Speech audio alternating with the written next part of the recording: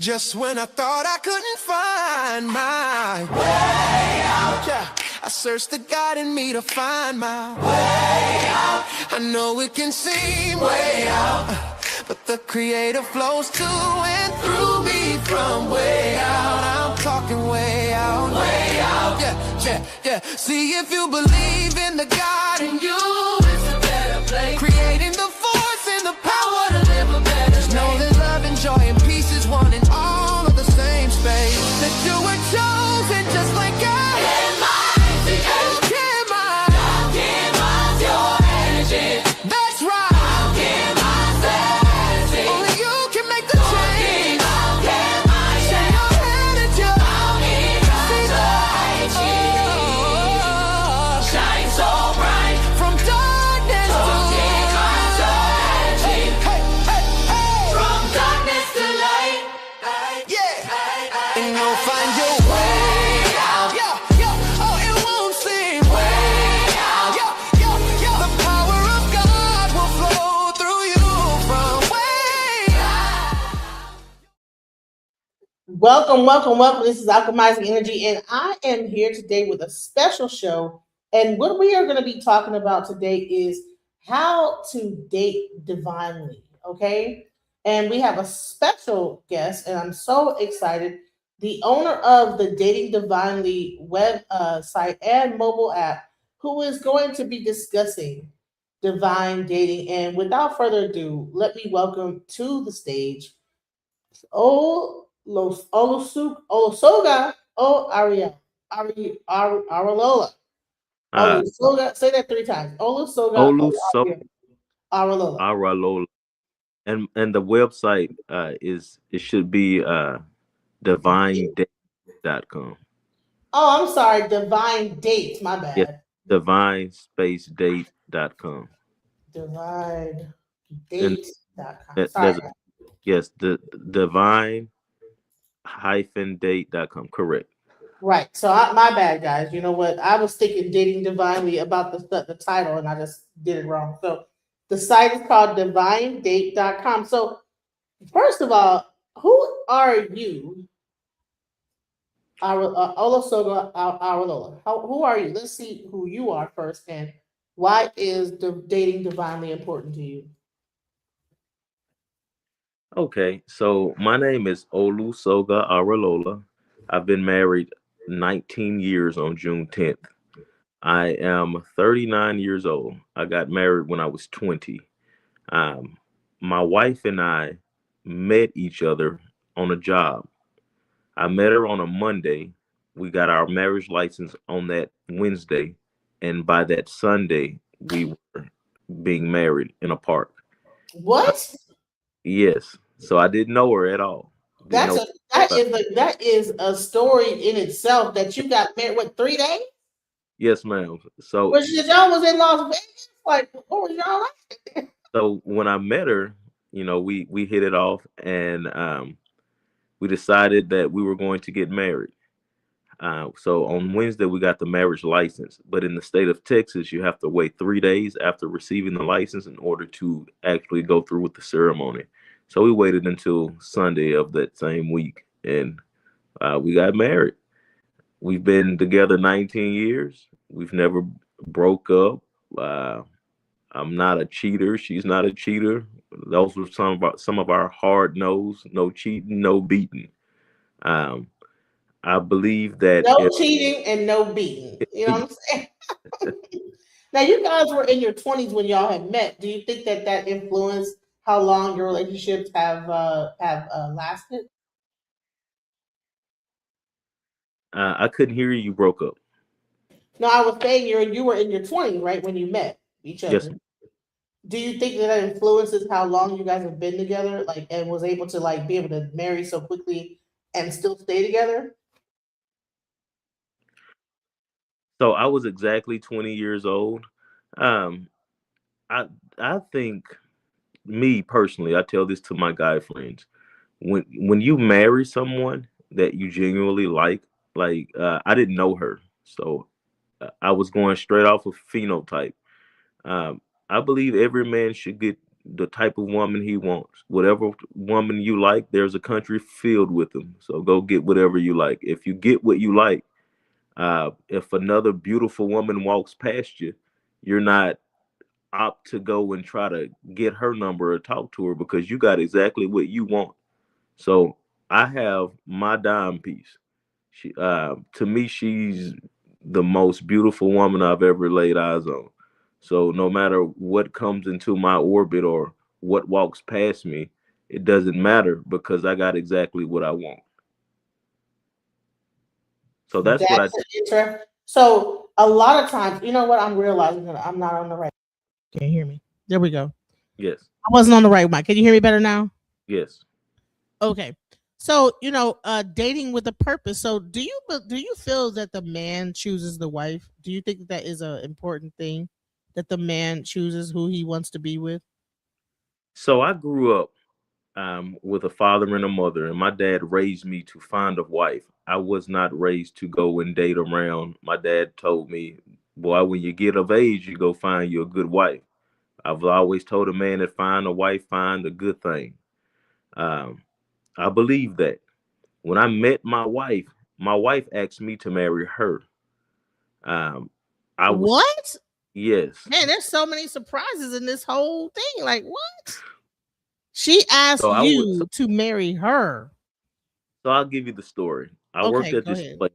It was called Info NXX. So back in the day when you called 411 from your cell phone, you called a building in San Antonio, Texas. I worked at that building. Um, my wife saw me coming out of a training class on a Monday. I saw her as well.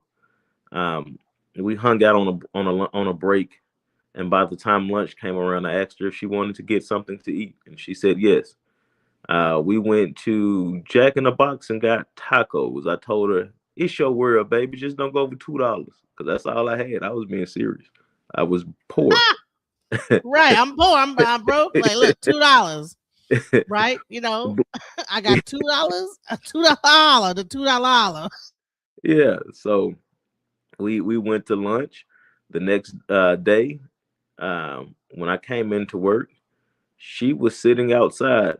They had fired her because she had drank before she came to work. She was 21, so we were kids. I was 20, she was 21. So she said, "Hey, I just got fired, but if you want to hang out, call this number." So when I got off work, I called that number, and we were hanging out, and uh, we were talking about things we're fearful of, and at the time, as a 20-year-old guy, I mean, I had a lot of vibrato. I told her I wasn't afraid of anything. Um, then we somehow got on the subject of arranged marriages. And I told her I wasn't afraid of that either. She was like, "So you would marry somebody that you don't even know?" I said, "Yeah." She said, "Well, prove it. Let's get married." I said, "Okay." So it was kind of a What? yeah. Wow. You sure she So wasn't just drunk? I'm sorry, just on joking. Just messing with you. She had been drinking earlier. Oh, she but go might have put spaghetti. right. She had put some in the spaghetti and she had a little Uh, liquid courage going on. She said, "You know what? Marry me now." so Wow. Like, so she knew that she knew what she wanted. I wish she was here. Where's she at? she's upstairs. She's in her office upstairs. So I hope to see her at some point during this whole conversation because I would love to like get her thing. This is because I believe in couples and I believe in marriage, and I think that people need to talk more about successful couples. You hear so much right now. You have this whole like this these dating people that are dating, and you hear like so much of like men like kind of dogging out women and this type of woman and this that you the hoe and this that the other. Calling women hoes and it's interesting. It's like, you know what? So, and then it's actually looked down upon for a woman to ask a man for marriage. You know what I'm saying? I think that was actually, a person that she knew what she wanted. She said what she wanted, and you obliged, and then now you guys have been together for 19 years, and y'all figured it out along the way. Let's hear more about the story. yeah, so during the 19 years of being married, we didn't know each other, so we were learning each other, but we had enough sense to map out and write down what we would not accept from each other. And over the years, we've kept to that list. As stated, we don't cheat and we don't beat. Anything other than that, any minor disagreement or whatever, I mean, we get upset with each other because my wife grew up in Washington, D.C. I grew up in Louisiana. We speak two totally different language. Certain words that she used, I don't even know the meaning to. And She called you a Bama yet? I'm sorry. yeah, that She you called you a Bama. You a Bama. I didn't know how to take that one at first. That was one of the points of contention. However, when you love someone, if you know that you're hurting them, you'll stop whatever you're doing that's hurting them because you don't want to see them upset. So that works two ways. If I'm doing something that my wife does not agree with, let's just say if I'm spending too much time at the gym or hanging out away from the home, and my wife brings it to my attention, um, yes, as a guy, as a grown up, I could do what I want to do. But then when you come home and you look at the person you love and they look sad, that kind of breaks you down if you really care about that person. So I kind of, it's you bend to her and she'll bend to you because you guys love each other. So if you genuinely like the person you with and want to see them happy, then you won't do anything that you know that will hurt them. And that's just that's the core of our marriage. Whatever it is that we're going through, we'll talk it out because we don't want to hurt each other because we genuinely like each other.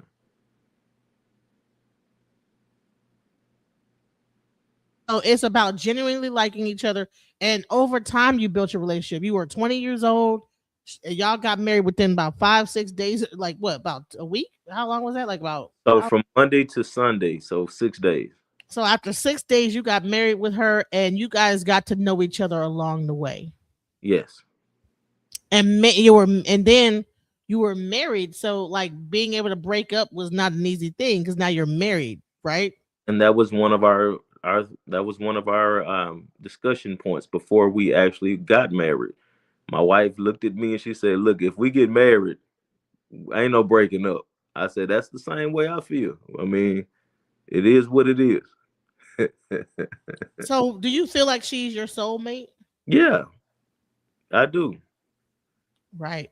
And you felt the spark. You knew, like, you know what? If she when she said yeah, like let's do it. And you was like, okay, let's go. And it's Yes. been all right. So let's discuss some of the like ups and downs of the relationship, like being married and in that dynamic. Some of the hurdles that you might have like came across. I mean, we've gone through. So my wife is Mexican, and she's a fair-skinned Mexican lady, coming from Louisiana. My family, wanted me to marry a black woman, and so she had to deal with racism from my family. Her family wanted her to marry a Mexican person, so I had to deal with racism from her family. Um, we've, I mean, we're friends though, so I mean, no matter what anyone else says, we got each other's back. We've gone through stillbirths.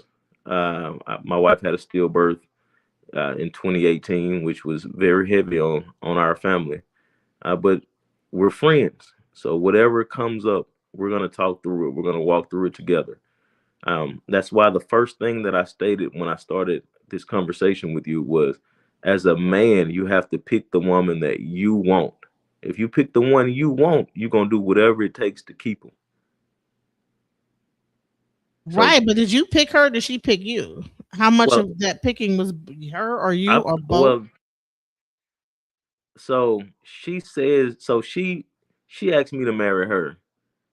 I did it in a heartbeat because, I mean, like I stated, she was the prettiest woman I had ever seen up until that point. Like I mean, I just was head over heels smitten by her. I'd have drank her bath water. Right. Yeah, Wow. so you just got to I get wish I somebody. could bring her. Like I Where tell, where is she at? Can she come down here? You didn't y'all start this she's together? upstairs working. Oh, she's working. Okay. I was like, I want y'all. Well, Okay. no, she's working. Okay. Yeah, she's working. I would love, yeah, because I was So like, man, I y'all started have a this whole 17-year-old. thing together, and I was like, I thought it was a beautiful thing that a couple comes together doing business together. That's a big part of like Yeah, a lot of times people feel like they can't work together and stuff like that. But you guys have come together with a great idea. But go ahead, what were you saying? Well, I work from home. I'm in my home office right now. My wife works from home as well. She's upstairs in her home office, so we're always together. So ever since we've been together, we've always been together. That's just Besties, yeah. twin. Y'all been twinning it the whole time. That's a beautiful story. I wish, man, you need to write a book on how to even sustain that, being able to work together, be around each other all the time. Do y'all get on each Yeah. other's nerves sometime? Or did you guys find like an equilibrium I at mean, some point? so we're in the house together, and sometimes I'll be doing things that I like to do. Sometimes she does things she likes to do. We'll be apart. I'm in my office, she's in hers. We're in the same house. Um, we come together and eat. Excuse me. We watch TV shows together. I mean, we work out together at times. She has a To be honest with you, her schedule is more hectic than mine. She works full time. Even though she works from home, she still works full time. She works for an accounting firm. She takes our son to school every morning. She cooks breakfast, lunch, and dinner. Uh, she does my daughter's hair. Um, she taught my son to hit a baseball. She's like Wow.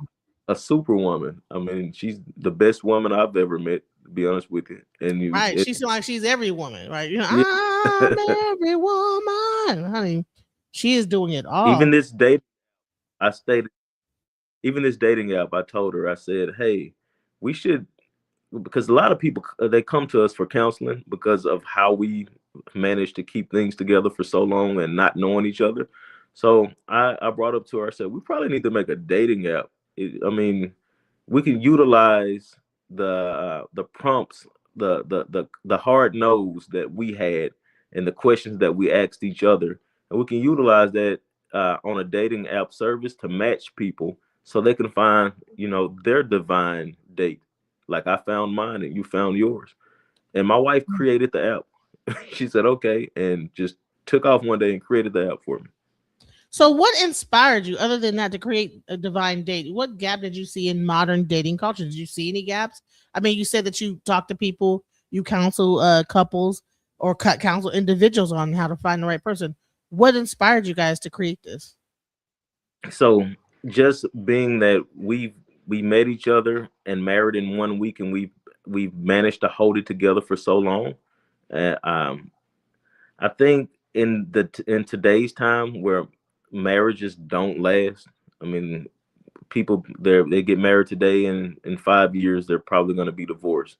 I felt that it was a need for me and my wife to, just give our testimony and to try to assist where we can. And as stated, when you sign up for divinedate.com, you'll be prompted to answer questions, and we'll match you with someone who's answered the questions the same as you have answered them.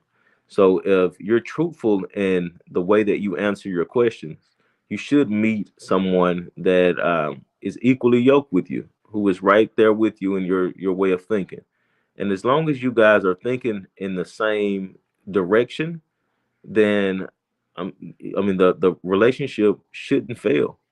As stated, if you like the person and the person likes you, and you guys think in the same way, then what could come between that? So what? So when it comes to date, I know you've been married for like so long.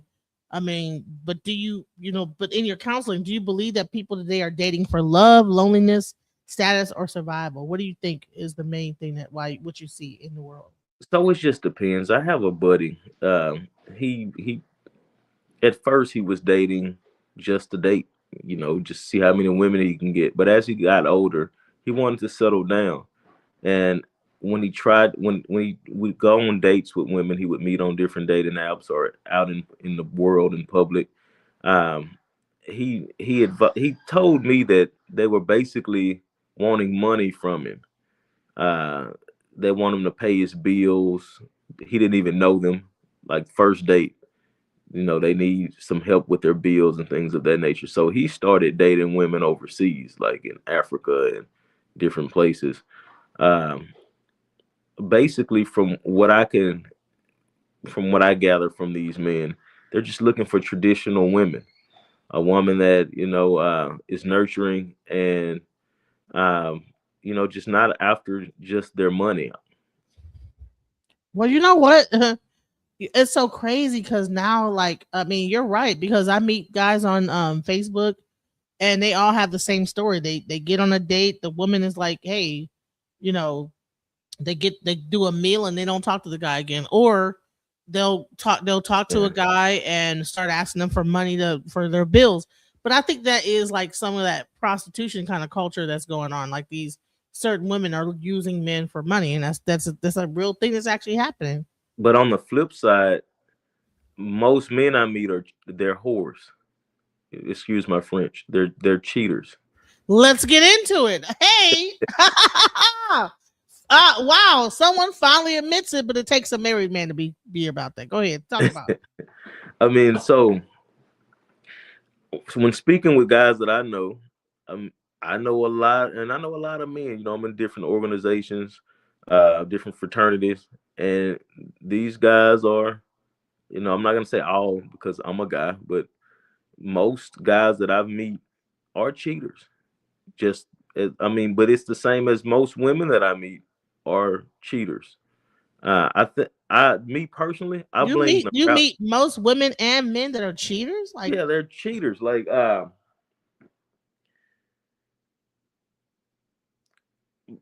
for instance, I blame the rap music with the rap culture and the guys. Back in the '90s, the guys were like Snoop Dogg. They don't love these hoes, and you couldn't give a woman money because that made you a trick, and you were really just was supposed to dog them out. Like that's what I grew up under that culture in the '90s.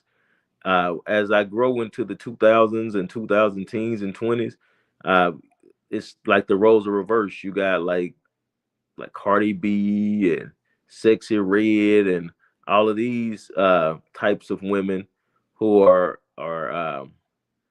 they're championing sex culture and prostitution culture. And right now, just I mean, when I meet women that gone on different dating apps, they state that they receive what 200 to 300 matches on a dating app, and they reach out to the guy just for a dinner. They're not looking to have a relationship with the guy. They just say one day, "I'm hungry. I want to eat over here. Let me reach out to this guy and get him to take me there and pay for it." That's prostitution culture. You're leading someone on. You're wanting them to do something for you, knowing that their feelings are involved, but you're playing on that just to get what you want out of the situation. I believe the women these days have become the men of the '90s.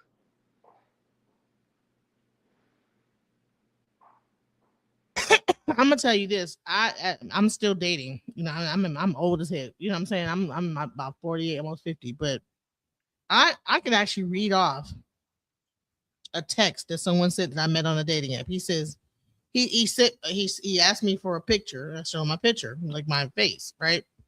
Yeah, He says, "Sexy, send me a more full body. Where the full body at? Where you stay at? When yeah, we gonna chill? Send me more pics. I'm gonna send you some." Then he sent me a picture of his penis. yeah. That's crazy. So how so how is divine dating? Okay, let's get into what does dating divinely actually mean to you? Because this is not divine at all. This is No. gutter snipe. So let's go. So on Divine Date, um, this is the only dating website that we go into detail with the questionings as far as religion, because whatever religion that you pick, it tells us about what is taboo to you. Certain religions allow certain things that other religions don't. So we want to match you with someone that's based on your moral system dealing with your religion. So that's the first thing that separates us from the field. Um, when it comes to those penis pictures and things of that nature, there's a block button on our site. You can block whoever at any time and report them, and we'll remove them. We're basically trying to put people together and have them love on each other for long term. We do have certain tabs on the site because we're asking you exactly what you want. So if you don't want a long term relationship, well, you can click the tab for people who don't want long term relationships. Um, coming from an African spiritual background, um, I I was taught that there's no right or wrong. There's just choices and consequences. No, everyone does not think like you. So I am a monogamous guy with one woman. Some people don't live that type of lifestyle, and we have a section for them, but we want to separate them from the people who are not with that type of lifestyle. So we get into issues when you have a person who wants to be polygamous and that person's trying to date a monogamous person and trying to basically turn them into a polygamous person. We're not trying to do that. We're trying to put the polygamist with the polygamist.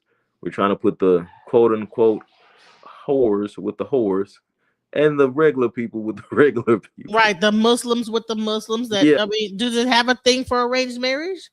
Does it have Yes. a section to arrange a marriage and things like that for our Muslim and Hindu brothers and sisters out there? So we have a tab for a Hindu, we have a tab for a Muslim. As far as arranged marriage, if you find someone on there, and you match with them and you like them and they like you, we hope that you guys get married. But we don't have an actual tab that we're like putting people together or anything of that nature. This is solely upon your doing and what you can manifest from within yourself. What you can pray to God, and God places in front of you, as God placed my wife in front of me. That's what divine dating is all about. We're about putting people together that are equally yoked, and have those people live out their destinies and the life that they choose to live. Um, when we don't want to mix and match and put people where they don't need to be. That's where problems arise. And over the years of being married to my wife and seeing friends and people that I know, they break up with their spouses and things of that nature. And when you ask them why, there's always some core belief or some core disagreement about a lifestyle that stops them from being able to connect in that intimate way. Uh, from the beginning, if they would have been truthful with each other, then they would have been able to avoid the calamity of having a divorce. Failed relationship, yeah. Yeah. And that leads into my next one. Why do you think that so many relationships fail before marriage even enters the conversation? Um, so it and so again, I can speak, from the outside looking in, but I've been married for 20 years, almost 19 years. I got married in 2007, before the age of social media. But from what I hear, um, with this whole social media rave at this time, and the lifestyle of being able to pick up your phone and jump on a dating app and have people message you all types of stuff, for some people who they don't have the discipline, or they may not be with the person that they want. I mean, people date all the time for different reasons. They might be you might have a guy dating a woman because she has a good job, or because he liked the way her body looked but her face was ugly. But then another woman might come by that got a pretty face and a pretty body, and he want to trade up. That's why the first thing I said was, get the woman that you want. Don't waste anybody's time. What's good for me may not be good for you, and what's good for you may not be good for me. But if you get exactly what you want, if you get the woman that you are head over heels with, when the next woman, the next pretty lady walks in front of you, you won't be looking at her because you're too occupied on what you're head over heels in love with. So, what would you say the biggest mistakes that men and women are making in dating right now? What from male and then female? What I mean, you spoke of that they're like choosing based on appearance, but isn't that what dating apps are really all about? You first look at the person and then you decide whether you want to even choose them or not. So when I say they're choosing based on appearance, for instance, So I got a buddy. He had a girlfriend, and she quote unquote had a nice, attractive body, but she was butt ugly in the face. But that's the woman he was with because that's the woman that he got for the time. But as soon as another woman that came by that showed him attention that looked a little bit better than that one that he had, he chose up and got the better looking one. What he should have done from the beginning was when the ugly lady with the nice body approached him, he should have told her, "Ma'am, you are not my type." Just been honest with her. We can be friends, but I don't want to be in a relationship with you. If he would have told her that when the pretty lady came by that he was genuinely attracted to, when she came by to speak with him, he wouldn't have had to break the other lady's heart. So when I say pick somebody that you like, not somebody that you're settling for. And if you can't find anybody in your general vicinity that you like, there's a whole world filled with people. And whatever phenotype you like, there's a country full of those people. Go get you one.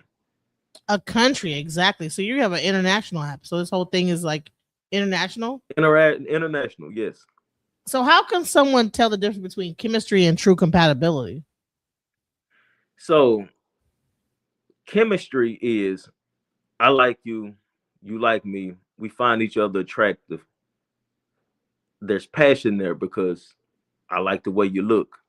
General compatibility is we like the same things, we think the same way. So with divine dates lets you see the person. You already form an attraction to that person by looking at them. But on top of that, we match you up based on your belief system, your religion. What do you think about life? Different questions. Do you like children? Do you want children? How many children do you want? Things of that nature. We're not trying to get you in a relationship if you're a Muslim with a Christian and you want 10 kids and the Christian doesn't want any kids. That's a recipe for disaster. You might like the person might be pretty to you, might be attractive. Male, if you're a male, the female might be attractive. If you're a female, the male might be attractive. But because you're not compatible, it's not gonna last. When that um, the initial butterflies of a new relationship when they wear thin, you're left with what you are your compatibility ratio. And if it's not high, then the relationship's not gonna last.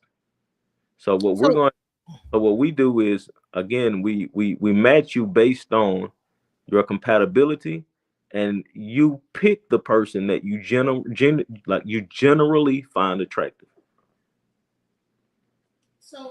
what role should faith and spirituality play in choosing a partner?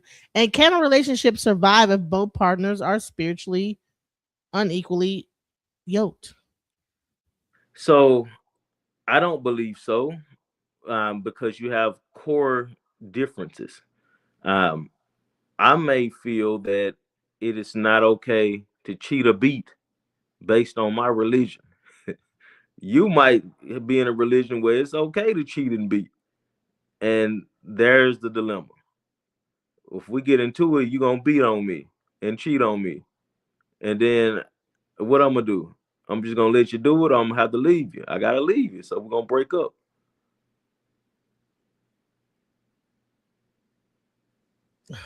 That's straightforward. Okay. So what are some red flags people ignore because they are lonely or emotionally attached?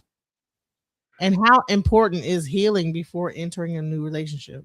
So everyone needs to go on Google and Google narcissism and Google manipulative tactics of narcissist. If your partner that you're courting shows these signs, those are red flags. That self-centeredness, they cannot say they're sorry when they're actually in the wrong, and and it's obvious that they've just made a mistake, and they can't apologize for that. That's a red flag. You don't want to be locked into a relationship with a narcissist. It'll never fare out well. And you have to be engaged in a relationship with someone who is not. They may have their own baggage, but their baggage can't override the outside world's feelings. They have to have empathy for people around them. They can't be sociopaths. And those narcissistic tendencies that some men and women display makes them sociopaths.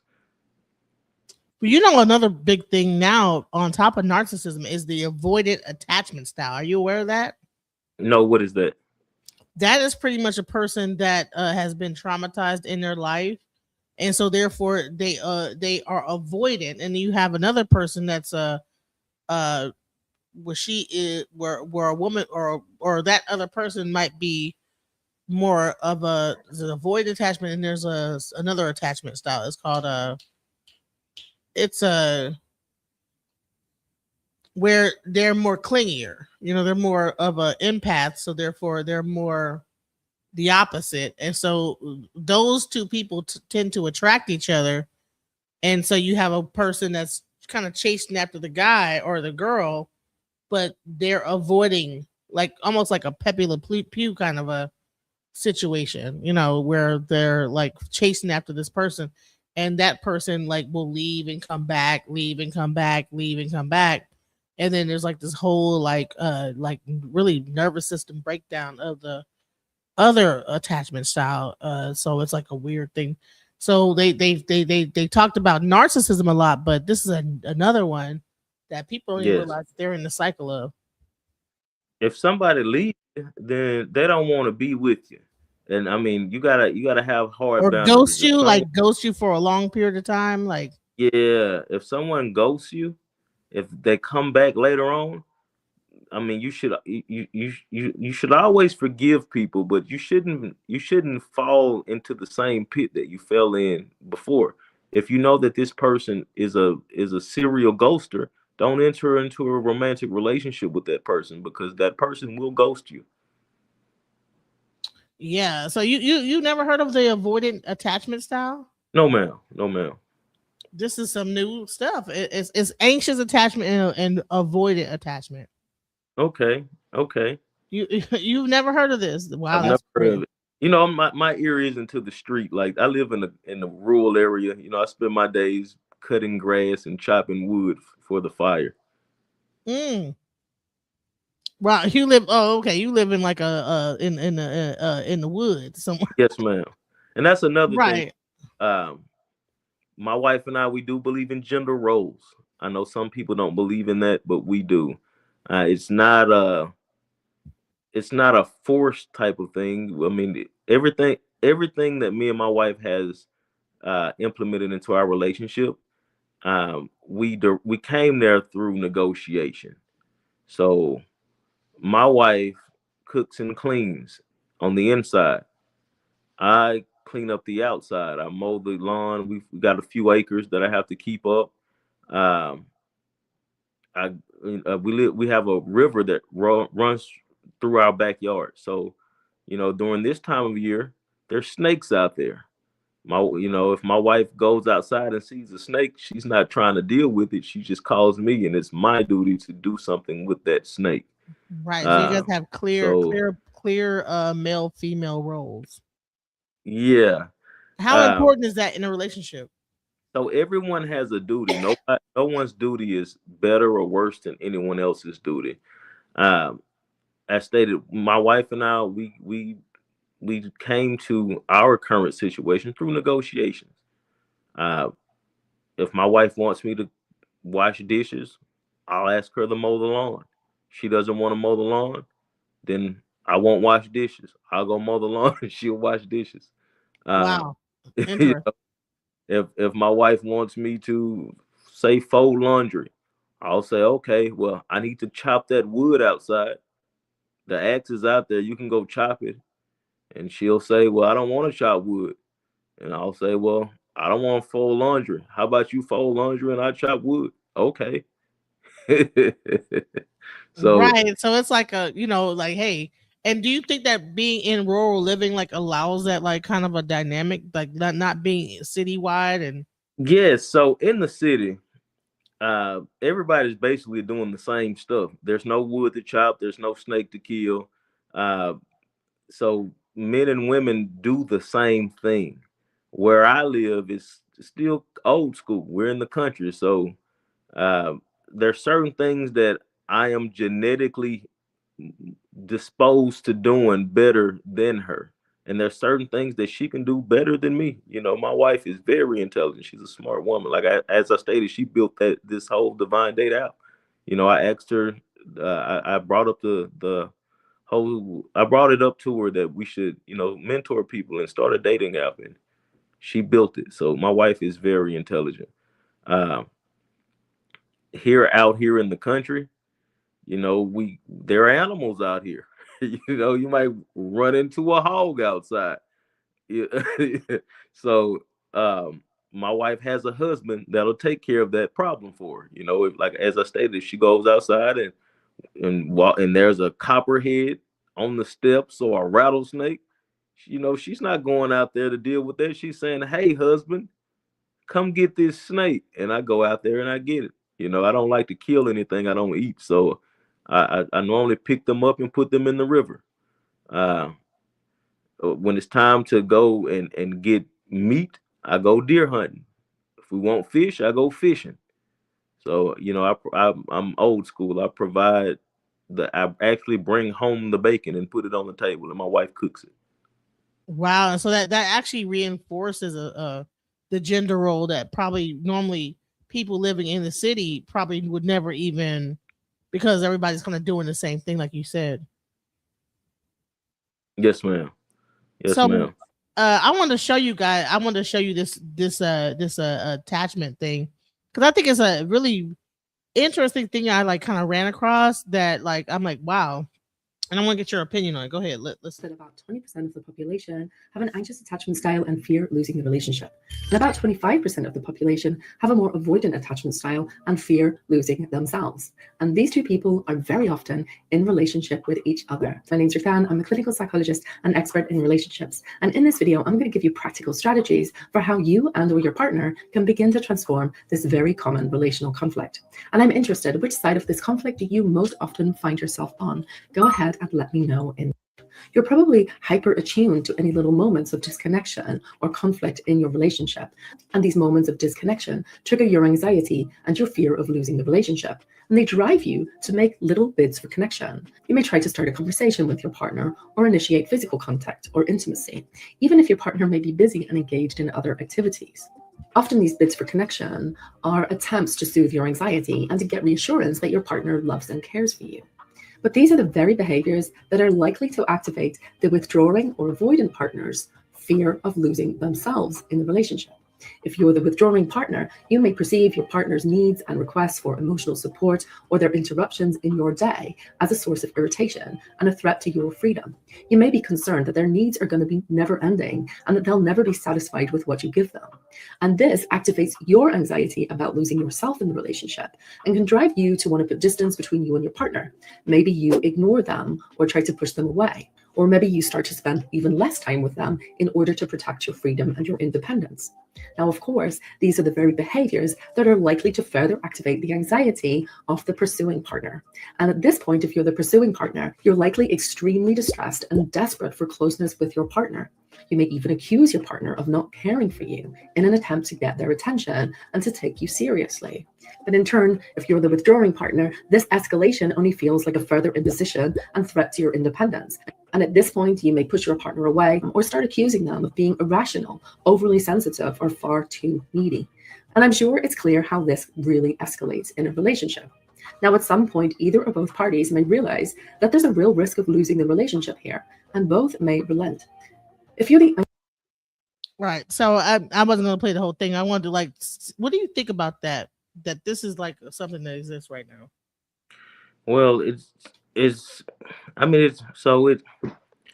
it's understandable when your population is getting older and they're not married, they've lived by themselves. So let's say if I've never married and now I'm 40, I'm about to be 40. I've never married. I've never lived with a woman. I've lived by myself and dated. So now that I'm 40 and so I want to get serious in a relationship, it's kind of hard for me to do that when I've been my own man since I left my mom and dad's house. Um, as you grow older, it'll be hard for you to get a roommate.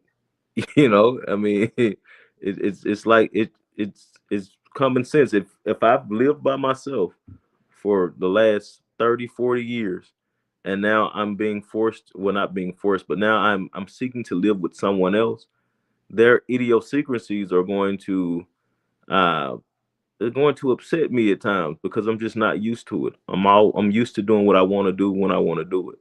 And in a relationship, you can't do that. In a relationship, in a marriage, I'm speaking about marriage. In a marriage, you're selfless. You give yourself up for your spouse. If and that's vice versa. So if I want to go and eat a steak tonight, but my wife says no, I don't want to eat steak. I want to eat chicken. I'll say okay, let's eat chicken because that's what she wants to eat. But Is that the compromise that exists in marriage that does not exist in regular relationships? Is that a I, yeah, compromise? you got to understand, I was never in a regular relationship. I got married, from the beginning. But if I mean, but it's vice versa. If I want to eat steak and my wife want to eat chicken, she'll say she want to eat chicken, and I'll say okay, well let's eat chicken. But then she'll say, well, what did you want to eat? And I would say I want to eat steak, and she'll say, well, let's get you a steak. And then I'll say no, but you want chicken. So we'll go around for a little while. But I'll kind of, force her into getting chicken because that's what she wanted. Because I want to see her happy. That's my duty as the man and father of this clan over here. My duty is to make everybody in this household happy. Mm. Wow, you don't hear that a lot online.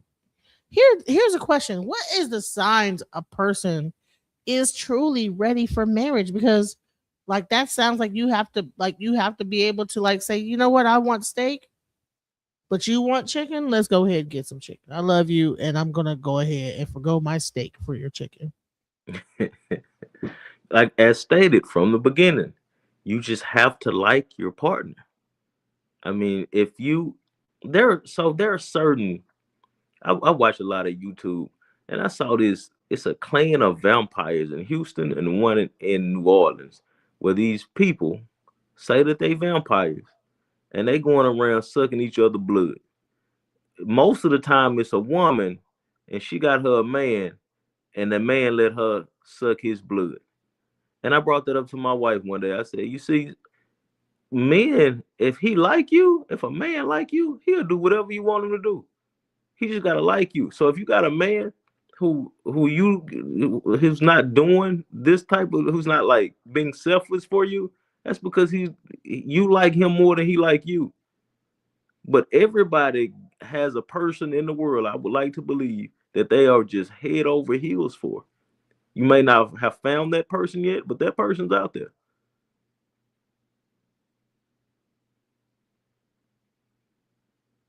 So you're saying being selfless is a huge part of a true marriage. Yes, you have to be selfless in a marriage, Wow. And especially. explain that. Why? I have a wife and two kids. So I try to put myself last, whatever they want. My son eat McDonald's every day. So, sometimes I override him and say, no, we just had that, man. Come on. But Oh, that's interesting. Like, so most of these guys right now be like, be single. "Well, she ain't cooking. She ain't doing this. She ain't doing that. You shouldn't." I mean, you'll hear so many things like, okay, the woman ain't doing this, the woman ain't doing that, she ain't cooking, but if she's busy like your wife is, she probably ain't got time to like be cooking she everything. don't. And she still makes time. That's why I love her so much. She still makes time to do all that. The same as me. I work a full-time job. I might put in 50 hours a week at my job. I still have to keep up all these acres around me. I still have to chop that wood. Still have to go outside and play catch with my son. I still have to find time to counsel my daughter because she's entering into one of the the hardest stages of life, leaving high school, going into college, on the precipice of adulthood. So I still have to make time for all these people, the same as my wife. But we're working hard together, and as long as we work hard together, the only people that that I mean, there's nothing bad that'll come out of the children reap the benefit of both of us working together. What is healthy masculinity in a relationship? Because nowadays with the red pill movement, you hear a lot of men like trying to discuss these roles, alpha man, alpha and beta and simp and all these different words. What in your view is a healthy masculine partner?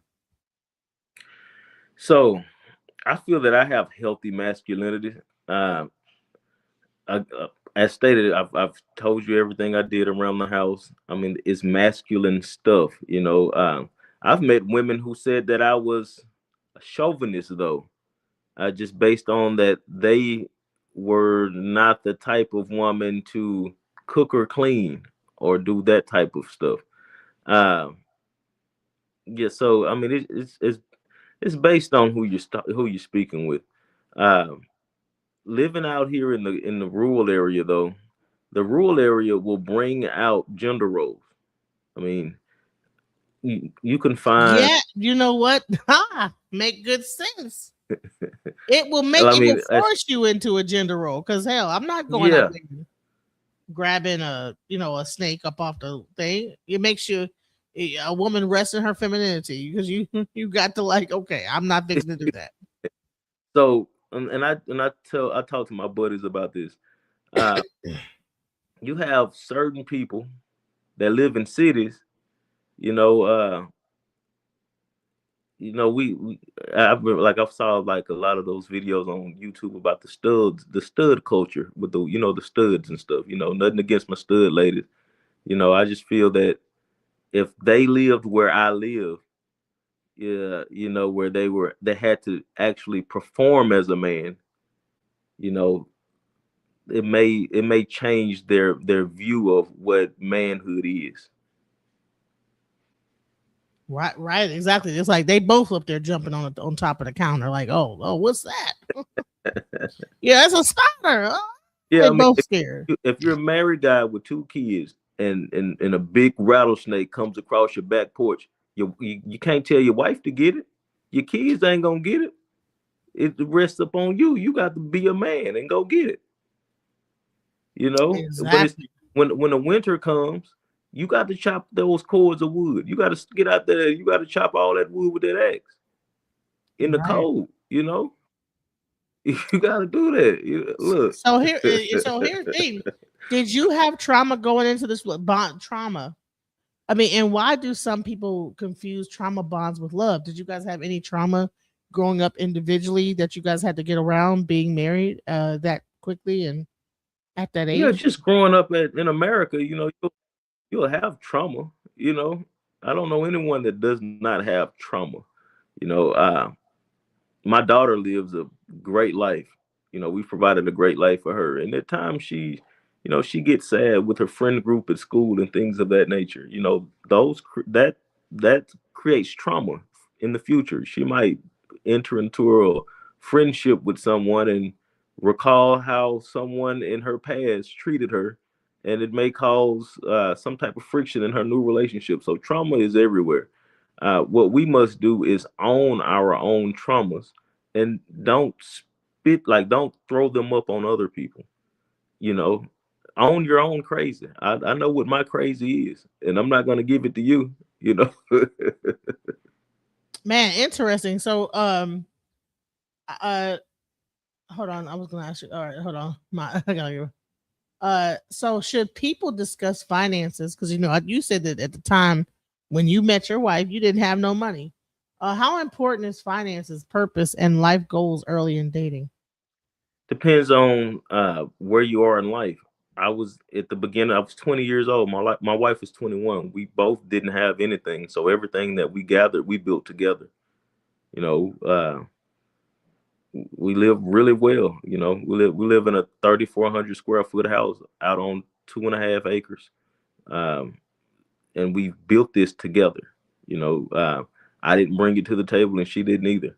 However, if I would have been 40 years old and met her, and I had a home and she didn't, then I would have to make the choice to accept her not bringing. I mean, what would she be able to bring to the table? You know, I mean, I hear a lot of that. What you bring to the table, yeah, man. We'll say that. What do you bring to the table? it's human. I mean, it's human. The human condition. If we're supposed to be in a symbiotic relationship, then you have to bring something to the table as well as I do, unless the relationship becomes parasitic, and those never last. If I got you just because you was pretty, but I had some money and you didn't have anything, uh, let's say you got upset with me, and then you started to, display some type of attitude. Well, then, that's gonna upset me because I'm the one that's providing your lifestyle.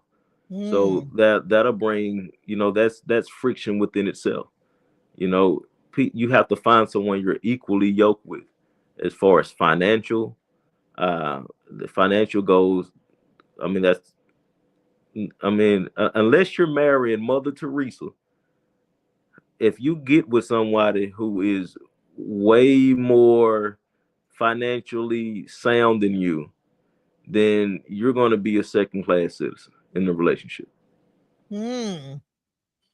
And so, what do you think about sexual discipline? I mean, you said that you guys married after 5 days. Did y'all like wait that whole time, that little 5 days? Y'all wait until y'all got married to have sex, or how important is sexual discipline in building long term relationships? Okay, so I believe that you should wait to marry before you have sex. I didn't do that. But that being said, I wasn't out here a whoremonger. I can count on one hand the amount of people I had sex with before marriage. I was only 20, and I didn't lose my virginity until I was 18 years old. I grew up in a very conservative household. Now, those 2 years that I was an adult without my parents, I went crazy. But I mean, everybody has a childhood, like an adolescence. That was my adolescence between 18 and 20. But after 20, I got married, and I've been chased ever since. Um, I don't believe in hypersexuality. Uh, you must control your sexual urges. When you have sexual urges, you should speak with your spouse in order to, you know, cure yourself of those urges. You shouldn't ever go outside of your relationship.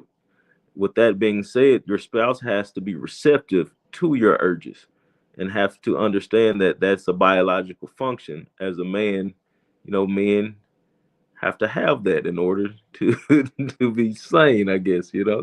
So you want to pick a partner who who won't hold out on you. So, do you believe God sends the one, or is relationship success more about wisdom and compatibility? I didn't hear you, broke up. Do you believe that God sends the one, or is relationship success more about wisdom and compatibility? No, I believe that when when God is ready for you to meet your spouse will come in front of you and your spouse will be compatible with you. Mm, okay. I believe What? everyone has a destiny. Right. We're getting into African spirituality now. Destiny. Like, okay.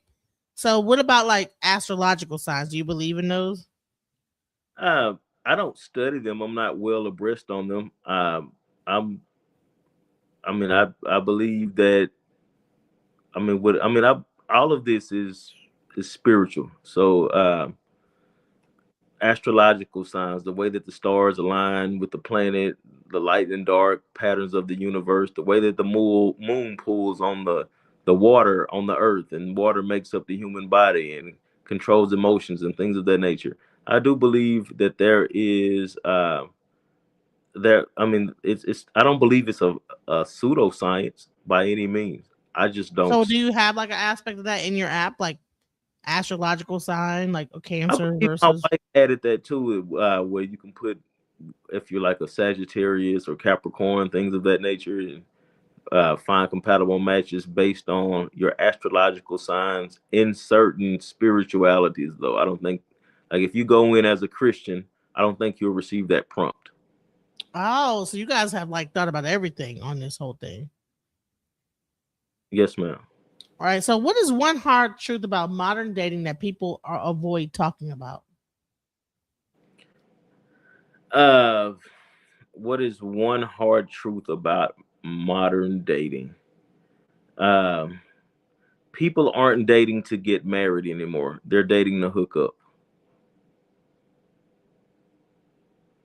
That's a good point. They're dating to hook up. Exactly. What qualities make a relationship truly kingdom aligned, spiritually aligned, or purpose driven? Selflessness. Selflessness. Yes.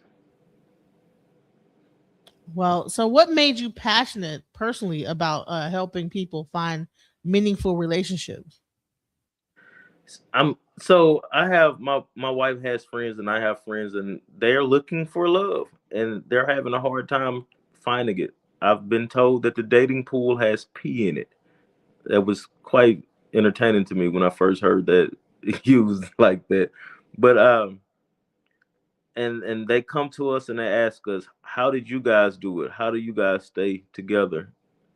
And I first tell them, well, we got married before the age of social media. Second, we genuinely like each other. And if you genuinely like each other, you're going to do whatever it takes to keep the other person happy.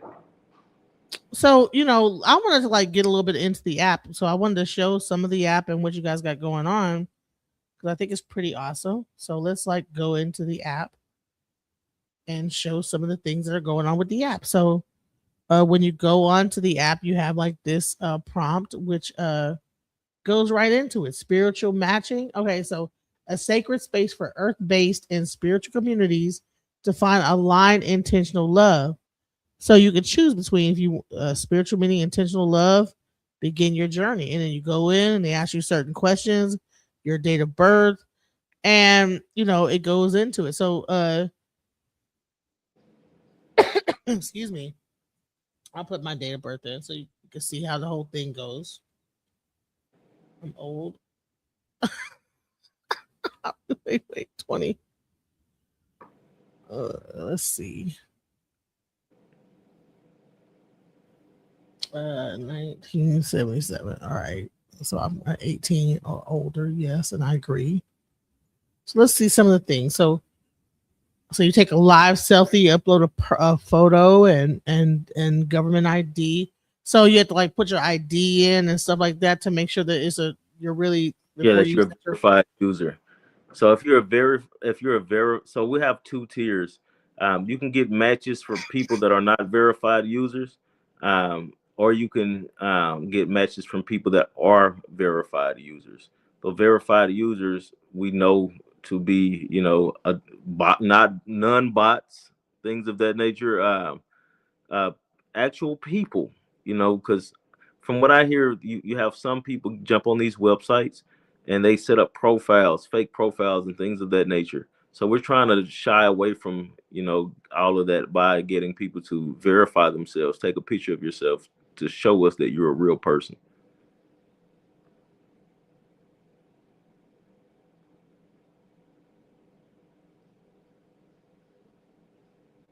Okay. So yeah, so I that's about as far as I can go before I like make my profile, which I will do because I'm dating and I'm so let's hear the thing. So what are some practical steps singles can take, today to prepare for healthy love? So realize everyone does not think the way you do. Take accountability for your actions and find someone who's compatible with you, someone that you like, that you genuinely find attractive, and you can have a conversation with. And in that conversation, you guys can speak about what are your hard no's. And if you guys agree upon what your hard no's are, and you find that person attractive, marry that person just like I did. No need to Right. date. No, like right. You're saying like bump the dating. Just go right into marriage. Yeah, I mean, what are we dating for? We're dating to marry. We should be, unless We should be dating to yeah. marry. Exactly. So if I like you and you like me, and you're a good person, and you're not gonna do me bad, and I'm not gonna do you bad, why shouldn't we marry each other? Good question. So for someone watching who was almost giving up on love, what would you say to them? Don't give up on love. Go to divinedate.com and the good Lord gonna bless you. So let's give some final thoughts and then we're gonna wrap this up. Much love to divinedate.com. It's a great app and I'm going to be joining myself. So if anybody's interested in me, go ahead and join too and hit me up. But give some final thoughts. Much love. And I appreciate this app that you're doing. It's really awesome. Yes, ma'am. Thanks for having me on. Thank you guys for watching me today. If you have any questions, you can go to divine-date.com and you can send me an email, or you can visit me on Facebook at Olusoga O Aralola and send me a message on Facebook and I'll respond to you as quickly as possible. Thank you guys again. Hold on, let me put this up here before we go. Olusoga O Aralola. So if you can't reach him on a divine date, because I know that it goes straight to it goes Aralola.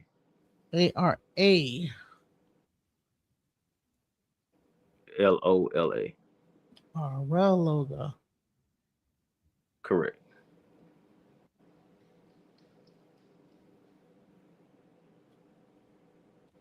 Aralola. Sorry about that. No worries.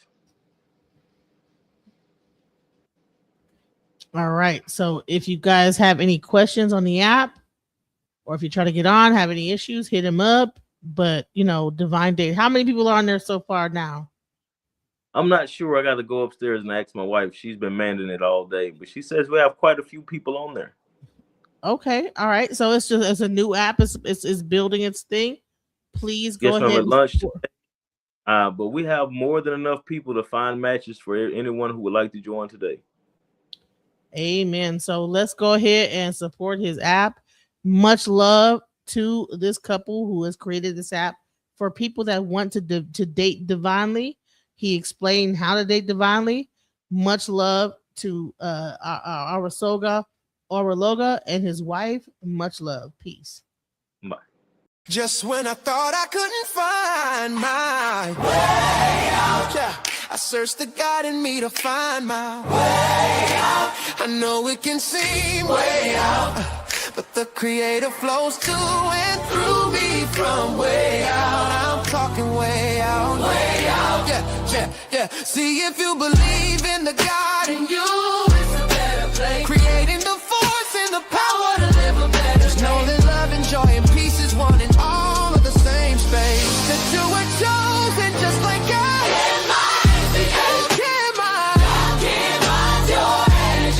That's right. Only you can make the change. Shake your head at you. Shine so bright from darkness to light. From darkness to light.